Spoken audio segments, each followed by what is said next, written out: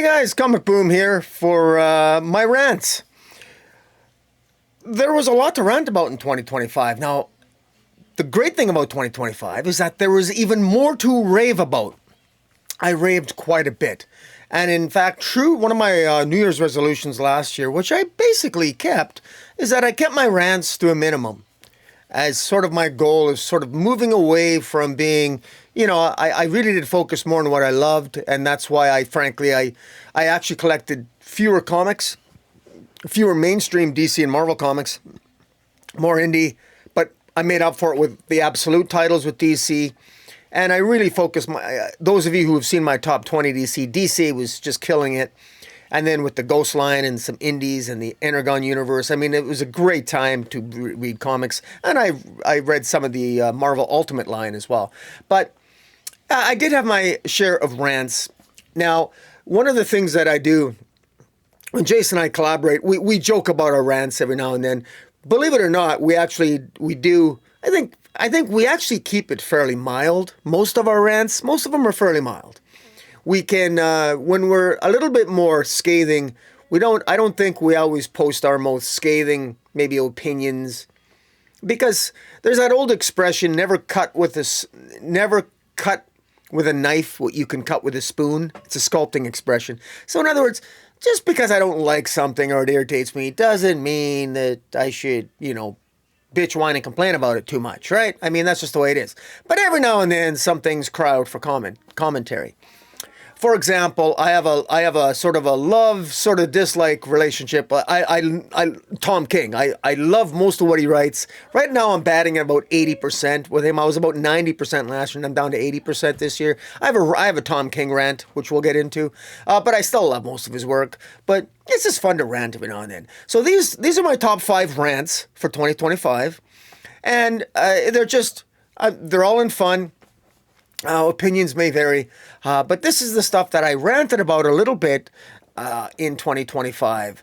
And for those of you who may have missed it, for those of you who don't care, obviously don't watch the rants, because, I know there's enough.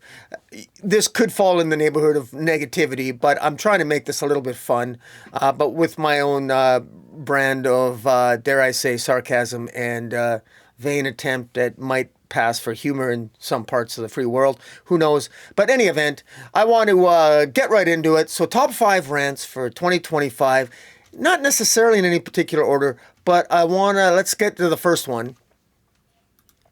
And that is Batman Hush. Well, come on. This one deserves a rant. What was DC thinking? Chip Zdarsky's run ends, and I really liked Chip Zdarsky's run. I didn't like Gotham War, but I liked most of his run. I thought it was decent. I thought it was entertaining. Come on, Batman falls from the moon. That's great. You got Failsafe. You got some whack job multiversal shenanigans going on. You got some nonsense with the Gotham War stuff. I was not a fan of that. That was a major rant in 2024. Or was that 2023? Doesn't really matter. But to then... the next person on the title should have been Matt Fraction, and the numbering should have continued. But instead, they put Jim Lee and Jeff Loeb on there for Batman Hush 2. Really a big name. Everybody's waiting for Hush 2. It's a big deal. It's Jim Lee. Jim Lee rarely does art, but everyone knows that Jim Lee is delayed. Jim Lee is a masterful artist. People love Jim Lee. His art goes for, his original art, it's very expensive because the guy's a legend. He's a living legend in the comic book industry. But he takes time he's a little bit slow, or he takes time to nurture his talent, to nurture his pages, to get them out on time, et cetera, et cetera. And it was a disaster. Batman Hush 2, it was a disaster, not only because it's delayed, but it's delayed, it screws up the numbering goes, it's so delayed that Matt Fraction coming on Batman, they literally started Batman from scratch.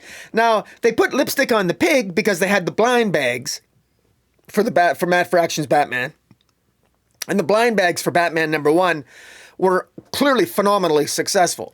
So they managed to put an extraordinary amount of lipstick on that pig, and it was good. Now, Matt Fraction's Batman is in fact excellent. It certainly made my top 20. It's very good. It's entertaining the hell out of people.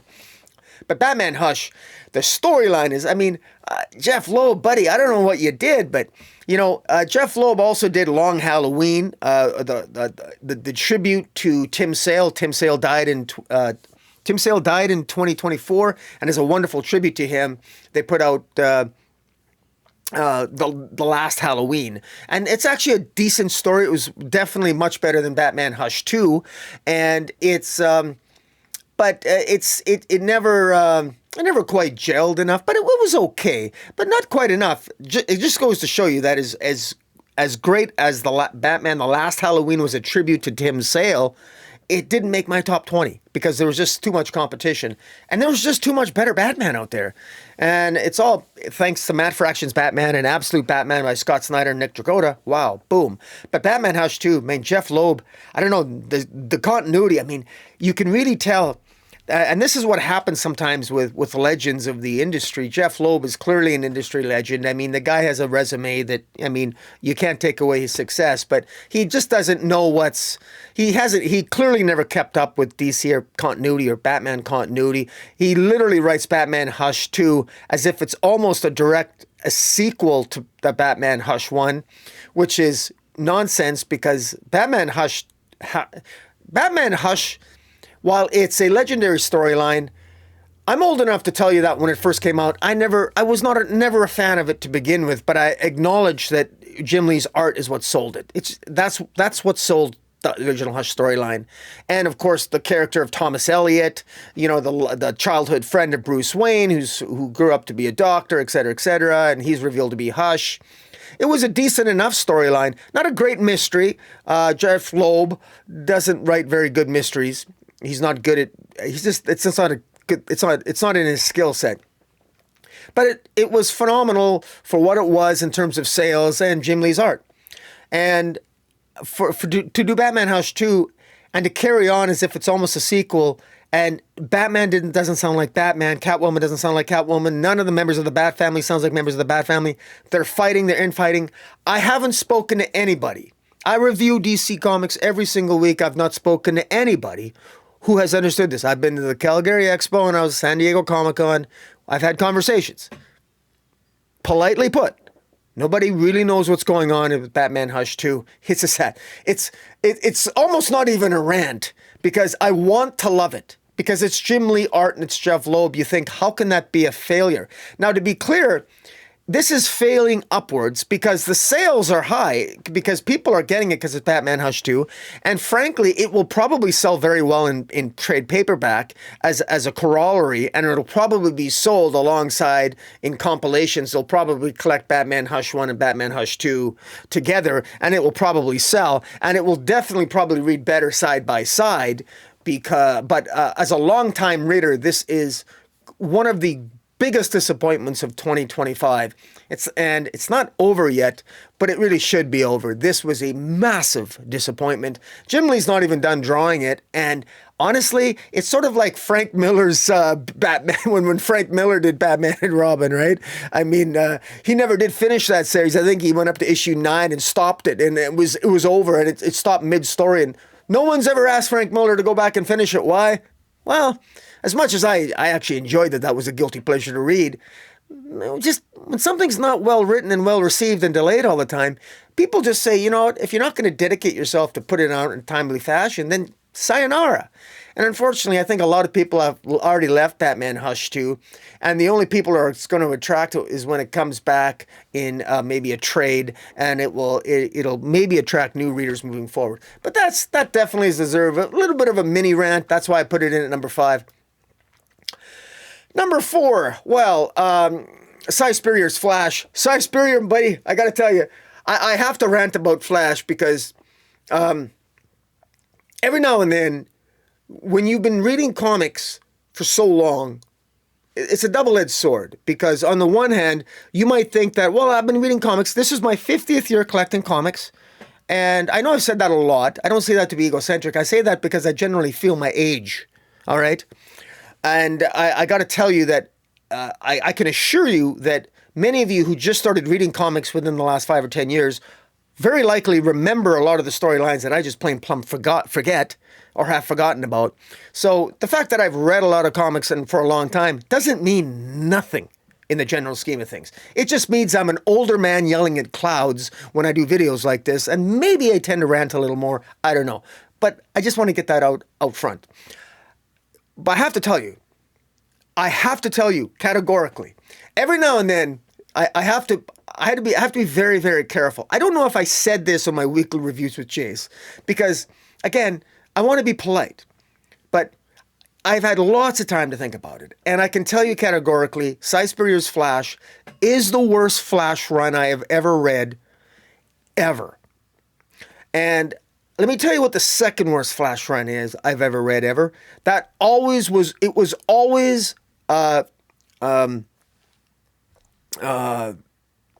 was the Flash run right before Crisis on Infinite Earths back in 1985. I remember, what's his name? Florentino?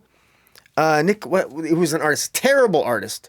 One of the worst, an artist, Carmen Infantino, that's what it was. Terrible art on the Flash and terrible storyline, right leading into the Crisis on Infinite Earths. There's a reason why in issue, I think it was 6, or was it issue 8 of the original Crisis on Infinite Earths when Barry Allen dies, I didn't care.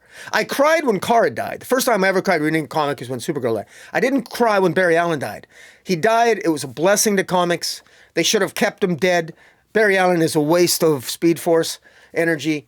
He should stay dead. He was the best death in comics ever, and he was a death that mattered, and the biggest mistake was bringing him back on the lead up to Final Crisis by Jeff Johns. That was a huge mistake.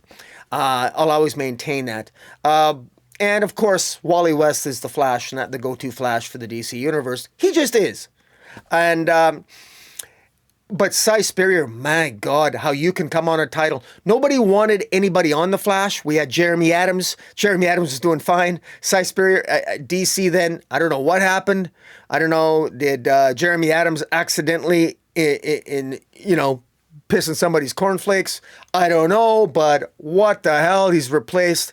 And the concepts that Cy Spurrier introduced to The Flash were nonsensical, were over the top. I mean, let me put it to you this way, and I'm not making this up. His Flash run ends with a dog, with a mystical dog, eating the Speed Force, which was the offspring of the Speed. The Speed Force gave birth to another energy source, intergalactic energy source. It was swallowed by a dog. The dog then ate Barry Allen's ring that he has his costume in, and the Bad Moon Rising arc ended by Wally West having the bright idea of having his dog poop out the ring, and he put on the ring, and that saved the day.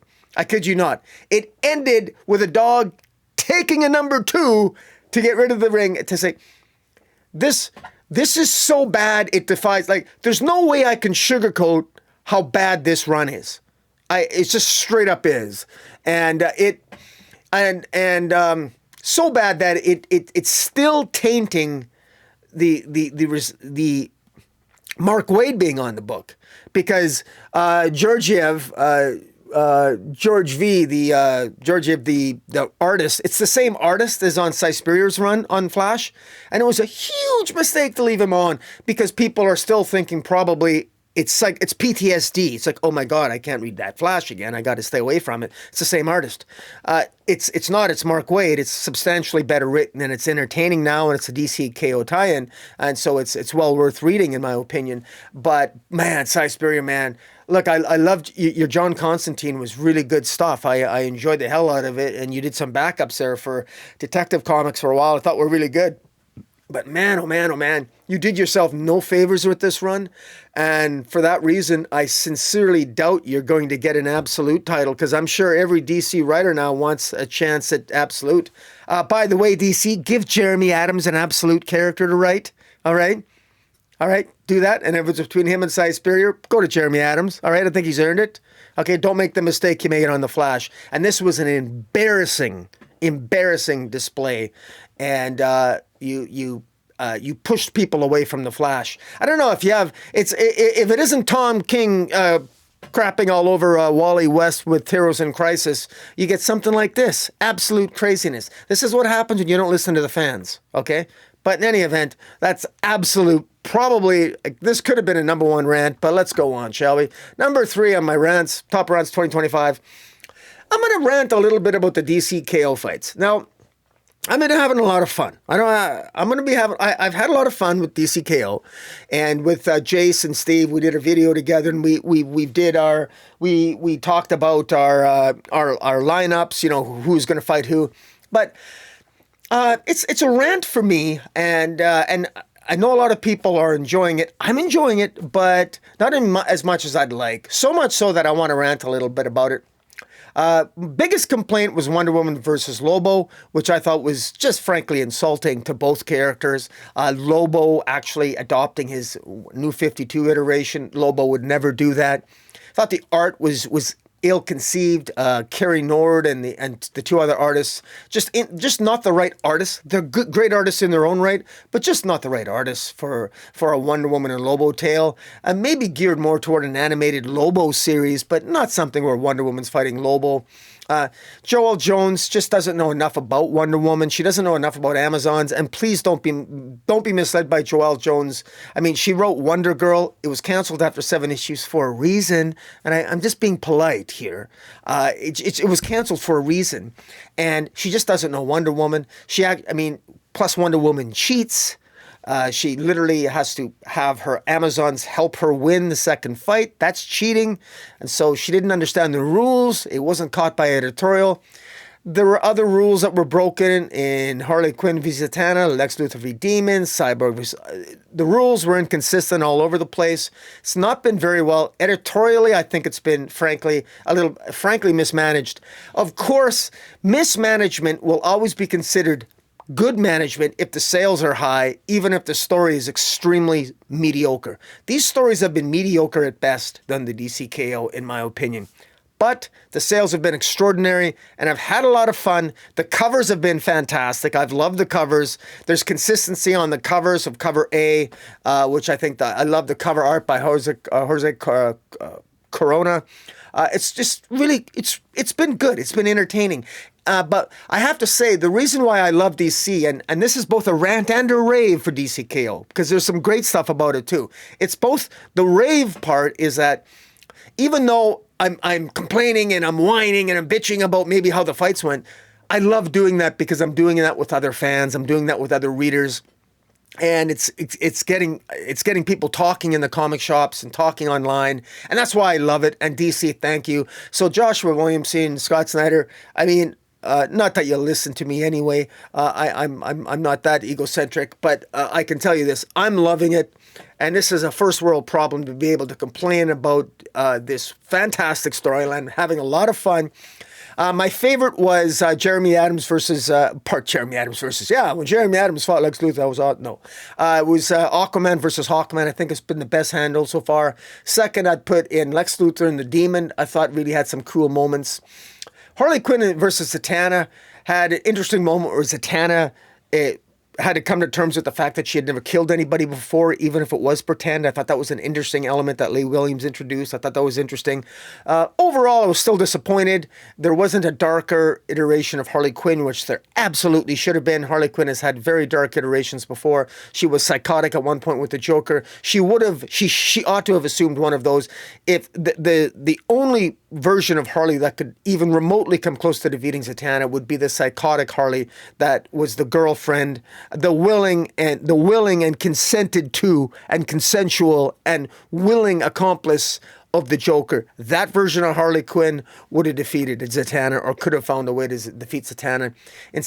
There was just too much talking going on in all the titles.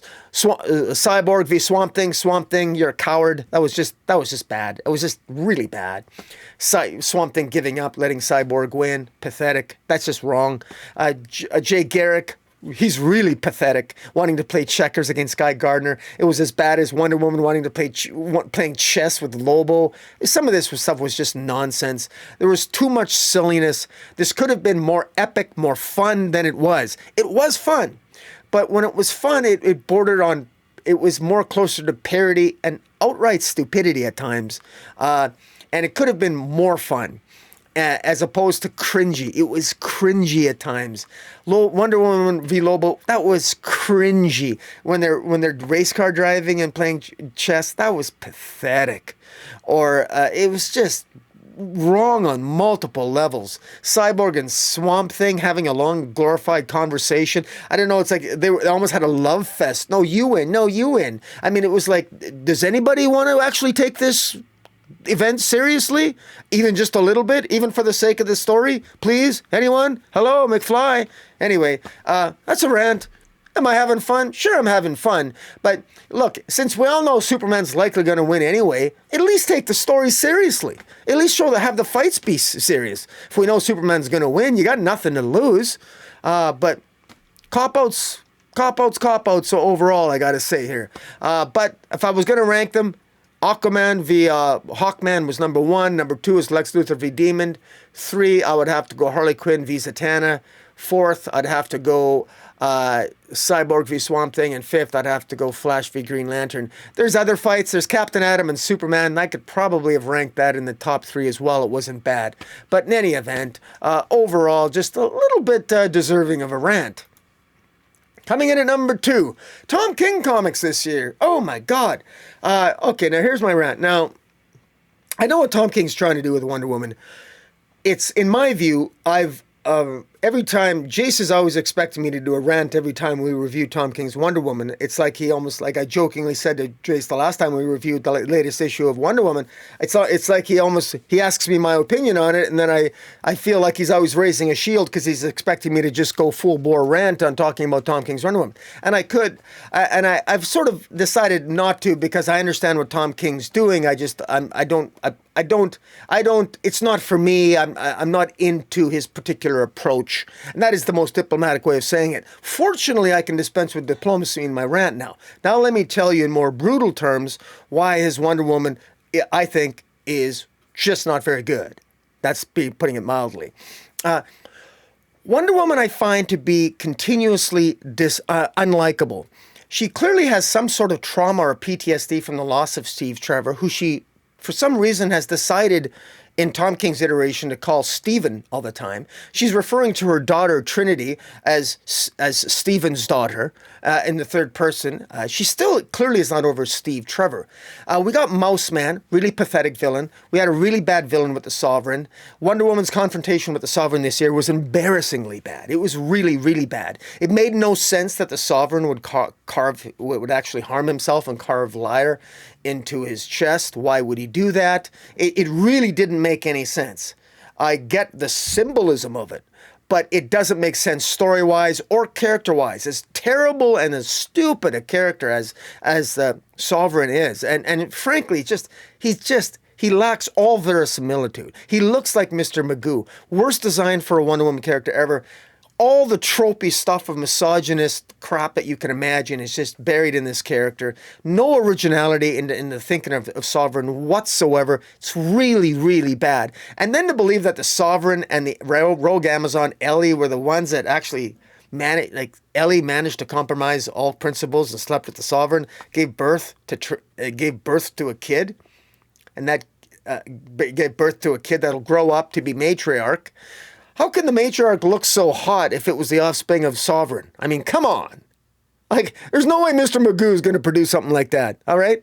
I don't care. But in any event, so now we're leading to Wonder War, and nobody cares. Like, who cares? Everything's propped up at Wonder Woman to make Wonder Woman look good because it has to be, because Wonder Woman doesn't look good. Wonder Woman, she's had some moments here, but she gets the crap kicked out of her by Mouse Man of all things. So when she manages to defeat Mouse Man and, deflects a bullet into his stomach because she's lost control and she can't control her emotions, I kind of like that, actually. I don't mind her losing it a little bit because, it shows that maybe she's not above being angry. It shows some the darker side of humanity, which Wonder Woman desperately needs to show, because the biggest problem with frankly, all Wonder Woman writers is that they write Wonder Woman as if Wonder Woman thinks that compassion and love is a superpower that only Wonder Woman possesses, and every writer who approaches Wonder Woman has this absurd notion that, oh, only Wonder Woman has love. She's got this compassion and this love superpower. No, she doesn't. Everybody and their dog has love and compassion. It's a choice. What makes Wonder Woman stand out? Well, give her a personality. She doesn't have one. Tom King's Wonder Woman doesn't have a personality. All she says is thank you all the time. She thanks everyone for everything, and she thanks bad guys for insulting her. She says no thank you. It's thank you or no thank you. It's really that one-dimensional, and it doesn't work. The best Wonder Woman titles this year from Tom King were the 2 issues where he wrote her with Batman on Olympus. That was actually touching, but that was a Batman story. It really was a Batman story. And this is another thing that writers do when they come on Wonder Woman. They don't know what to do, so what do? They have guest stars of characters they want to write, focus on those characters, and have Wonder Woman be a supporting character. Kind of like what Tom King did when Wonder Woman was with Batman and they went to Olympus, and Wonder Woman let Batman solve the crime of the murder of one of the gods. In any event, it actually was better than I thought. It was very touching, and actually Tom King, I will give him some props. Wonder Woman was more proactive in that series. Great art by Julian March, by the way. It's fantastic. It was good. So Tom King's Wonder Woman has its moments, but for the most part, it just hasn't gelled. Also, I want to talk, I said Tom King comics, not just Wonder Woman. Black Canary, best of the best. Black Canary, best of the best. I got the hardcover for it. I have... The big Black Canary Best of the Best ranks for me as the most mixed feeling comic book of 2025. It drove me nuts, while at the same time I loved it. Best thing about it is Ryan Sook's art, fantastic, and the way that Ryan Sook drew the fight scenes were great. The downside was the characterization of Lady Shiva, which was not Lady Shiva in any way, shape, or form at all. And the fighting styles. It was basically like glorified. It was wrestling. It was a bunch of kicks and a bunch of wrestling moves. And unfortunately, that's not the fighting style of Lady Shiva at all. Can she fight that way? Of course she can. Can Black Canary fight that way? Of course they can. They're both martial arts experts. They can fight. They're masters of multiple martial arts. Of course they can pretend to be WWE wrestlers, but that's not how they would fight if they fought each other. So in terms of the fight scenes for Black Canary, best of the best. They were so beautifully drawn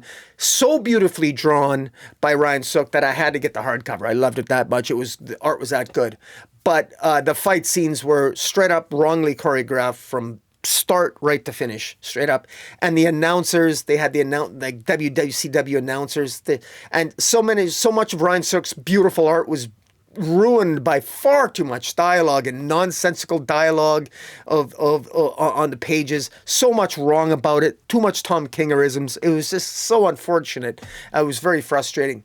But the greatest things about it, Ryan Sook's art and Tom King, and this is what led me to buy it ultimately, as bad as Lady Shiva was portrayed character-wise, Black Canary, he nailed Black Canary. Diana Lance, her relationship with her mother, her first meeting with Oliver Queen, he nailed that. I thought he did an excellent job on that. So on the one hand, he did what Tom King did, what I love best about Tom King, when he nails it, when he nails the characterizations for characters I love it. But then when he does it, it drives me crazy. So it's a prime example of why I both love and sometimes not so much like Tom King. But some of the best writers are always the ones that are divisive. I feel the same way about Grant Morrison, who's a legend. I think Tom King's already there or is on his way to becoming a legend, whether he wants to be or not. And I know I'm going to ruffle some feathers saying that, but that's just what it is. Good writers are divisive, and they're not afraid to, go in their own direction. And Tom King's not afraid to write whatever the hell he wants to write. And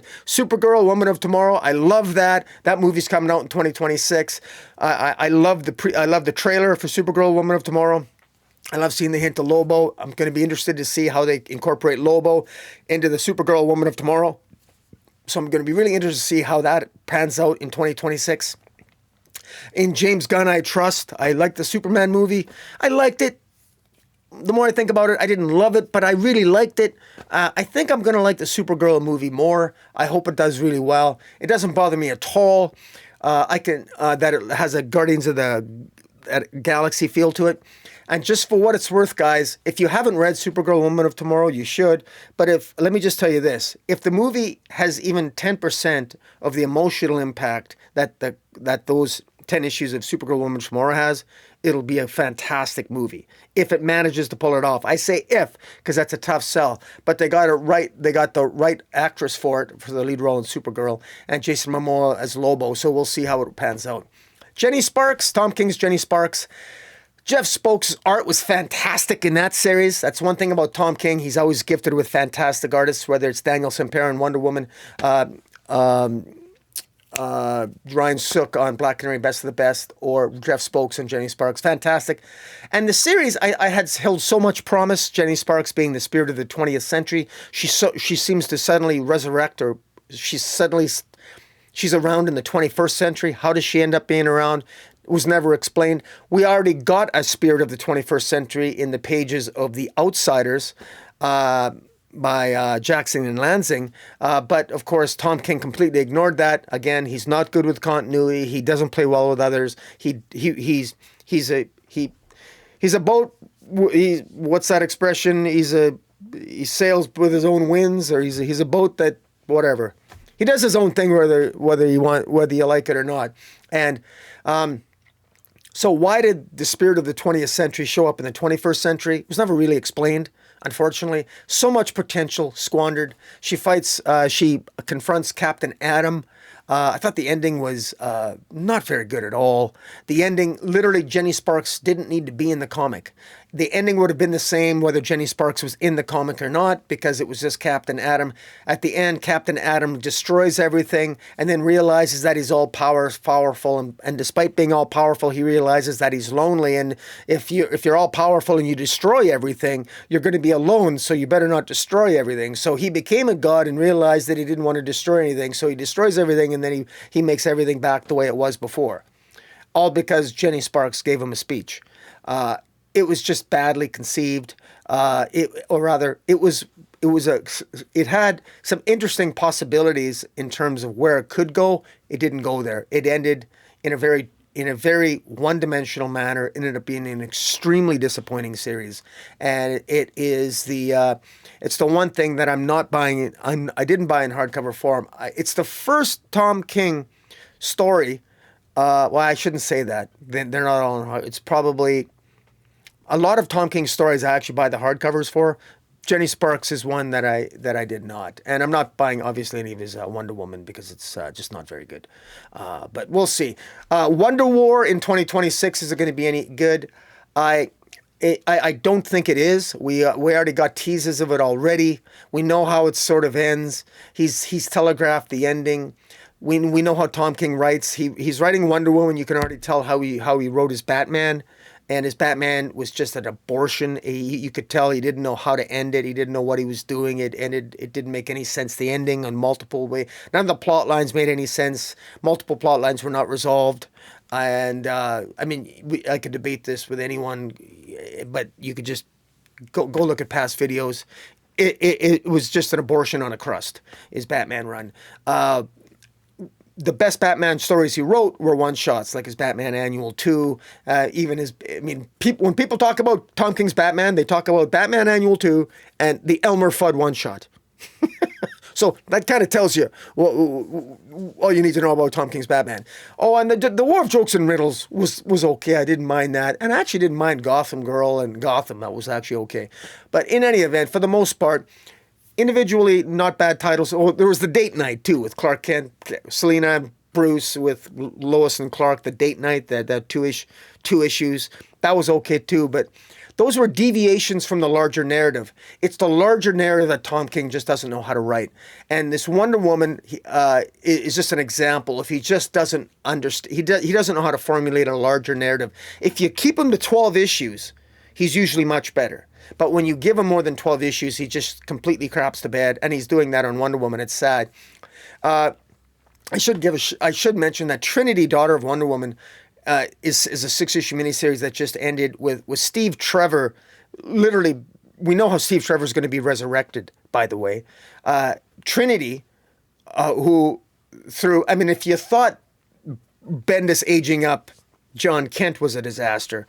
Don't even get me started on what happened with Trinity, because she has this multi-dimensional adventures with a corgi, a dog, and she's interacting and coexisting at the same time in multiple time frames with her 2-year-old self, her 6-year-old self, and her 13, 14-year-old self. And then the 14-year-old self ends up talking to her dad on the same day he's going to get killed by the Sovereign. And then Steve Trevor tells her that, he's going to let himself get killed because it's only through his death that Wonder Woman, in a fit of depression and grief, goes to the beach and makes a sand baby out of sand and mud. And then the gods bless it and Trinity is born. And because she used a strand of Steve Trevor's hair, she thinks it's Steve Trevor's kid. It's like, well, okay, if you tell yourself whatever you want. I personally would just like to undo Trinity and just undo the whole thing. Get rid of John Kent, get rid of Trinity, go back to formula and start over. But that's not going to happen. Hopefully the writers of the Absolute Universe won't allow that type of nonsense to happen in the Absolute Universe in the years and decades to follow. But you never know. Comic books are cyclical, and bad ideas have a way of coming back around to resurrect themselves and bite you in the ass.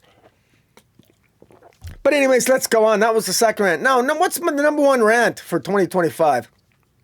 I don't know if this is my number one rant, but I thought I have to mention this. And that is whatever happened to sexiness. Now, there's a lot of very sexy characters in the DC universe. And of course, in all the publishing houses, there are Marvel, Ghost Machine. I mean, there's just, of course, women are gorgeous.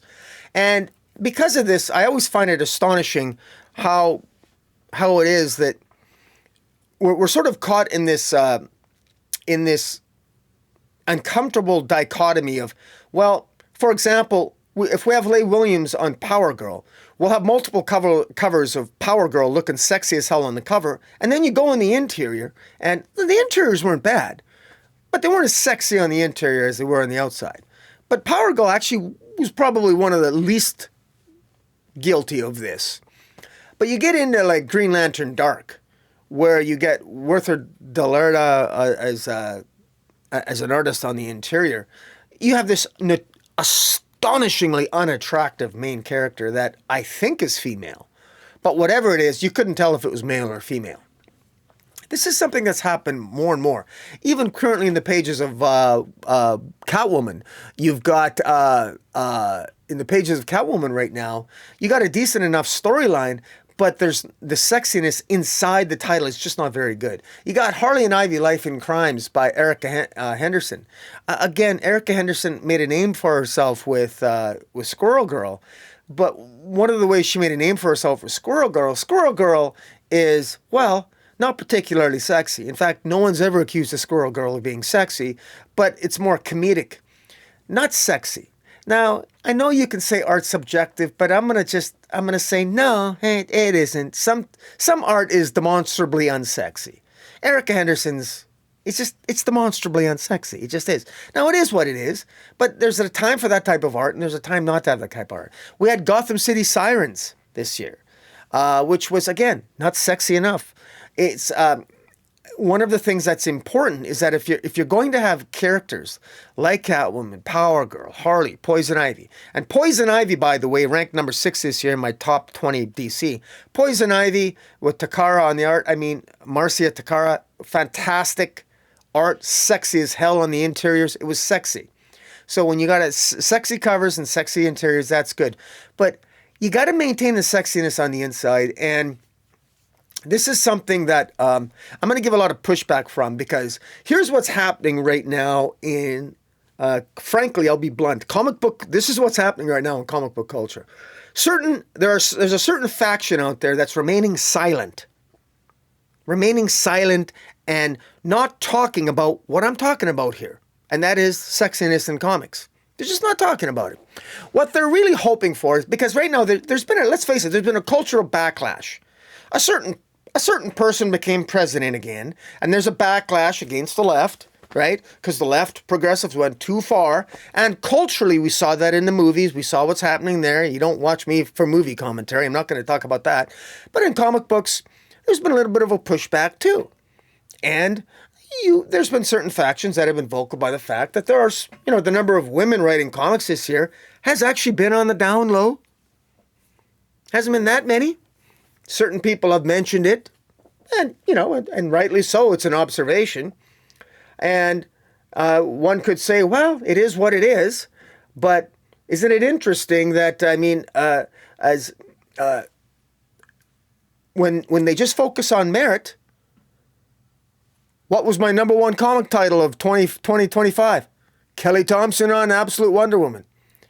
I mean, when they earn their place and they make a name for themselves, they're going to do fantastic. And I might add, sexy as hell too, Hayden Sherman. I'm just saying that sexiness needs to come back. There needs to be, this is the quiet part out loud. And this is what very clearly, I think, in my view, not enough, I don't think there's enough people in the industry sort of talking about this, or if they do, it's always the quiet part out loud. It's like, could you make your character just a little bit more sexy? Why? Because it's Power Girl, because it's Catwoman, because it's Harley Quinn, because it's Gotham City Sirens, because it's Vixen. Do I have to spell this out? Because it's Batgirl? I mean, because it's Barbara Gordon? I mean, look at all the big names here for 2025. You look at Dan Mora. The guy knows how to draw. Any good artist, Hayden Sherman, I mean, any good one, do they know how to draw women? That's the question. And if they can't, generally they don't make a name for themselves, And the downside, by the way, is all these covers that we get. I could have a rant about covers. Too many cover artists out there. I wish that there wasn't, they got to make a living, but I wish more cover artists would take the time to nurture their actual talent and do interiors. That's another rant, but I'll let that go. So in any event, those are my rants. This last one, meh.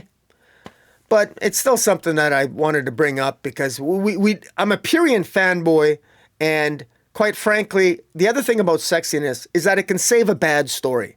I've bought in comic books that are terrible just to look at the art.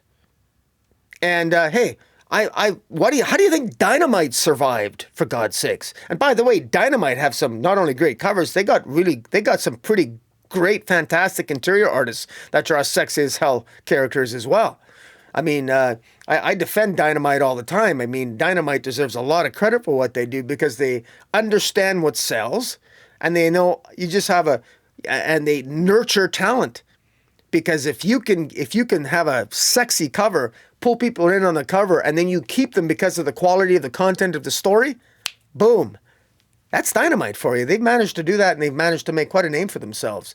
And isn't it interesting that they also seem to get all the Disney titles? Zootopia, of all things. In any event, guys, that's it for my rants for 2025. Let me know what your rant is, your top rant or rave for 2025, preferably a rant. And and let's make 2026 a great one for all concerned. And until next time, Comic Boom out.